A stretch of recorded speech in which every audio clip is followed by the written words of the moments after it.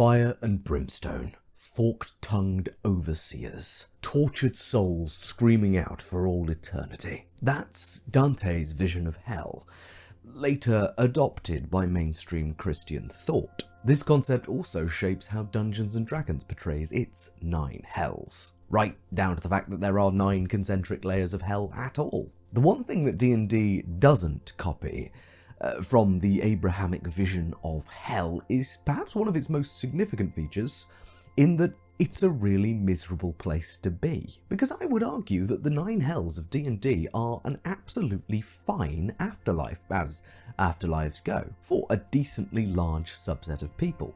And treating them as this place of great horror is, I believe, a complete mischaracterization. It's a bold claim, for sure, but to explain myself, we need to look closer not just at the environment of the hells, but at its social organisation and purpose. Because fundamentally, the 9 hells in D&D are a merit-based, militarised bureaucracy with a common goal of defending all reality from demonic incursion. Now, ethically, afterlives are a tricky concept. If an afterlife offers you eternal existence, it better be a pretty damn good and varied existence, with infinite variety, a sufficient amount of mind wipes, or a change to one's mental condition so that boredom doesn't become an albatross around the neck. Thankfully, all of D&D's afterlives have exit clauses, as I've discussed before, so we can sidestep some of that massive ethical implication of an eternal suffering or even an eternal pleasure afterlife. Already then, hell isn't such an awful proposition for a soul, as you won't be there forever, just until you're killed inside the 9 hells. Although it must be noted that reconstituting yourself in the 9 hells, having been killed elsewhere, is a horrifically painful, lengthy process according to most of the lore. And generally, the purpose of your stay in hell, in D&D, is not actually to be tortured. Devils gain no material benefit from torturing the souls trapped in the 9 hells, as the currency of this entire reality is not based on creating unpleasantness for souls that are there, but on gathering souls and having souls signed over to the hells as their afterlife. Messing with other denizens of this plane is not generally very helpful at all, as even promotions don't tend to depend on how awful or terrifying a devil you've been, but on your loyalty to the cause and the amount of mortal souls that you've signed over to your side.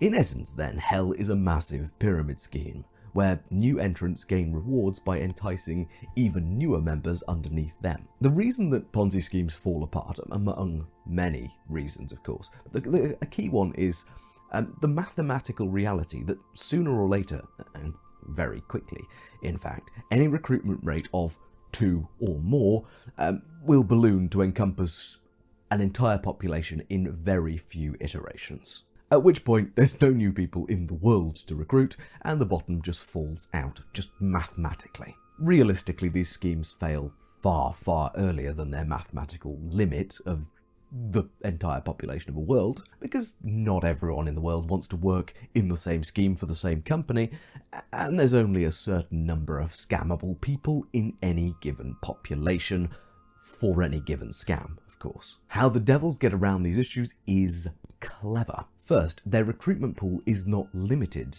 by the population of the material world, as deals can be inked across generations, across different planes, and their operation is eternal, so they can kind of just wait for new souls to be born. Second, and this is really important, the benefit for signatories is different from the benefit for recruiters when a soul is signed on to the hells. New recruits into devilish bargains gain gifts and benefits in their mortal lives for the cost of signing over their soul. Whereas recruiters, they don't have mortal lives waiting for them outside the hells. Their life is necessarily tied to the fact of their reality as a devil, and the currency of the hells and of the devils is tempted souls. That's even the currency that gets you promoted. So you cut out another issue in pyramid schemes where recruiters are seeking to make more money after their initial investment.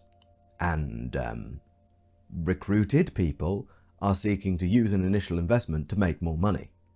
It's all about money, and divorcing those two streams is a very important way that the hells are theoretically sustainable. Thirdly, the devils run quite a boutique pyramid scheme. It's not searching to have every soul join their ranks, just some.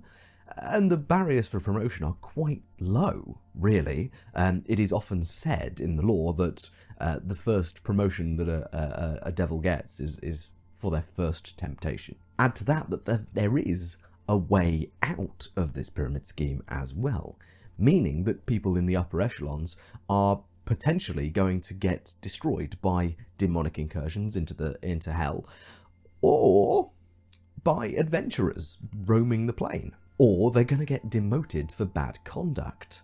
All of this means that there are genuine opportunities to climb up the pyramid in this particular scheme. Now, I will say, the pyramid scheme analogy is somewhat of an oversimplification of the actual system, but it's a clear illustrative example of the economy of souls which really powers the hells, and makes this place an ideal afterlife for certain kinds of people. Specifically, the sort of souls that might fit perfectly into this particular system are bureaucrats, serfs, office workers, lawyers, and capitalists. This is not some indictment on these sorts of people. It is a considered opinion of mine, which I hope you will share by the end. So let me explain why the hells are a distinctly ideal environment for certain people.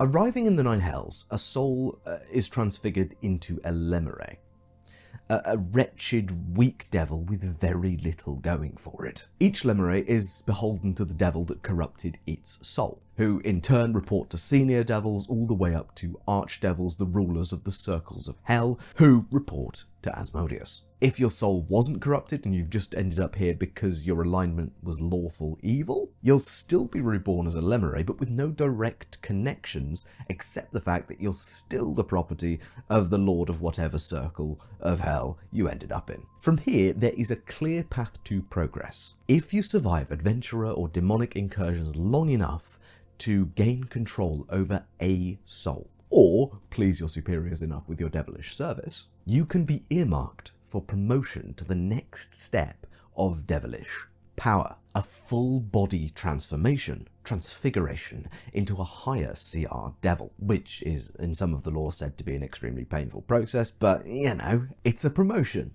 And that's it, really. Recruit mortals to join the pyramid, either through devilish deals or just enticing them to do lawful evil acts. Gain the attention of your superiors, and get promoted to become a devil with greater skills of persuasion and temptation and more resources to do those things with. In essence, it's an office job in recruitment, but you can never really be fired, which might sound like a nightmare to some, which, yeah, I get it, honestly. You're a lowly dog's body, forced to get results, and worse, you're forced to consign others to the same fate as yourself in order to get ahead. But at least if you're following the traditional narrative of the devils, this is some of the most worthy work you can undertake anywhere in the cosmos, as every soul that gets committed to the nine hells is a soldier in an eternal war to fight against demons. The incursion of demons that threatens to destroy all reality. In other words, every single devil is a recruiter for the most important war in existence. In some ways, then, the act of corrupting a soul to the hells is a good-ish act which defends all the planes of existence.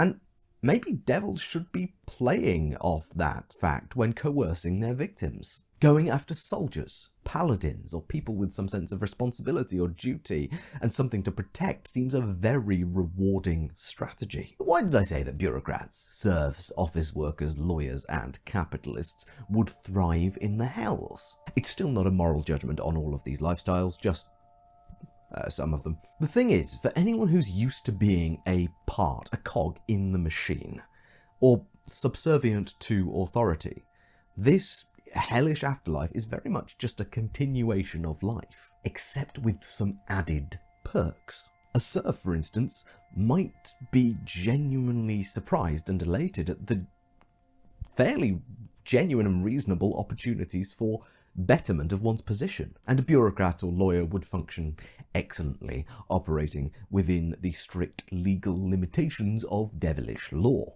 As for capitalists, like traditional capitalists, the worlds of the hells is one where, through effort and the accumulation of wealth, any person can pull themselves into a position of importance, theoretically. The issue, of course, is that all of this is a theoretical argument. Primacy, tenure, strategy, and power are some of the biggest roadblocks to promotion. The hells have no positional inflation. There's no super archdevil created. The roles have been the same throughout since the dawn of time. So everyone needs to sit at a point in the pyramid created at the dawn of time. Yes, as I mentioned earlier, there is some churn in the ranks of devils of all stripes due to the Blood War. But the most senior devils are going to ensure their own safety above the safety of those below them. So this may be a little bit of a false hope of a senior devil being churned out of existence. Therefore, it's not often that higher level devil spots open up, and it's not often that there's going to be enough room or ill will or competence for a lower ranked devil to make it all the way to a senior-ish position where they have some freedoms. The main concern, of course, here is that everything I've laid out is still just the official narrative. It is the promise of the hells that you can rise against your fellows by doing your devilish work well. It's like the promotional materials of an MLM scheme. Although, as we discussed earlier, the hells might bypass some of the more dangerous aspects of pyramid scheme thinking by having different incentives for recruiters and for members, and targeting people across all the planes and all time, while keeping their operation fairly small, and culling members through the Blood War, this promise is not as watertight as it might have seemed. In practice, D&D's hell is still shaped by Dante's description from the Divine Comedy. It is essentially a great funnel.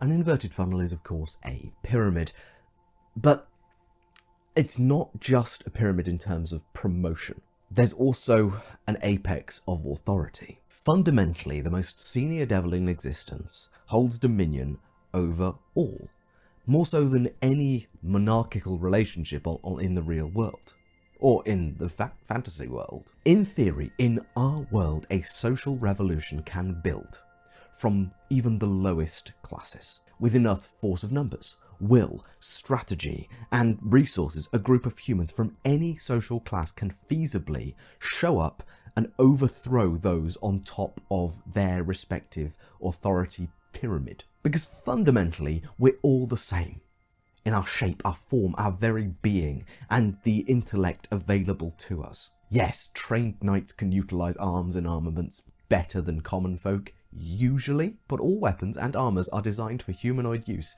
and so all can be figured out. With devils, however, greater social status comes with greater and more powerful forms and abilities. Lemures, for example, can't fly.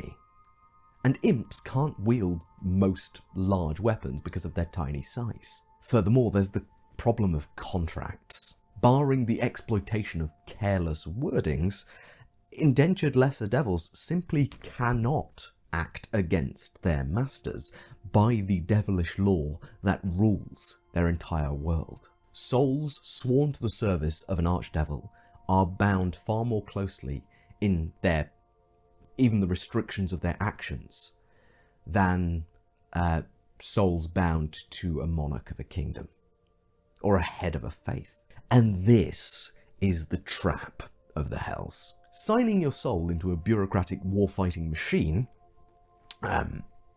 which certainly doesn't happen in our world, in exchange for mortal power and magic in your mortal life, seems like a pretty good deal. Honestly, this might even seem sensible. But the fallacy that the hells play on most is the erroneous assumption that I'm good enough. I'm good enough to get through the bureaucracy, to find the trick in the contract, to recruit enough souls to get myself a position up top. In other words, we all tend to overestimate our specialness, intellect, or skill, especially when compared to people of ages past. That notion, I believe, is the thought pattern that the hells are trying to inspire and exploit. And it is why the inner workings of the planes of the devils are made known to the people of material worlds.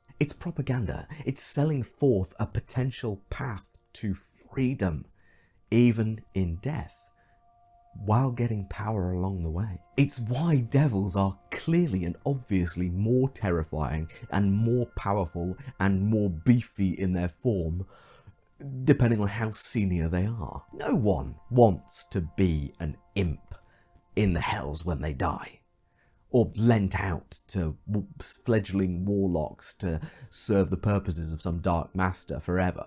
And nobody expects that they're gonna be an imp forever. The power of the hells is built on delusion and hope, not torture and punishment. But it's still, despite all of this, not a bad option as afterlives in Dungeons and Dragons go. At least for certain types of people in D&D worlds.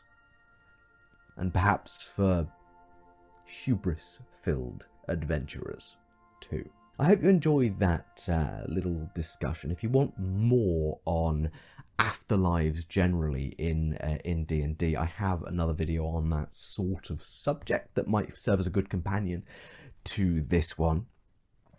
But yes, please, if you want to see more like this, do let me know in the comments. Do the liking and the subscribing. It'll help grow the channel, help me make more of these sorts of videos. And of course, if you have anything you'd like me to talk about, just drop it in the comments and we'll see what we can do. But with all that said, I've been Tom, otherwise known as the thegrungeonmaster. Thank you so much for watching, and I'll see you in the next video.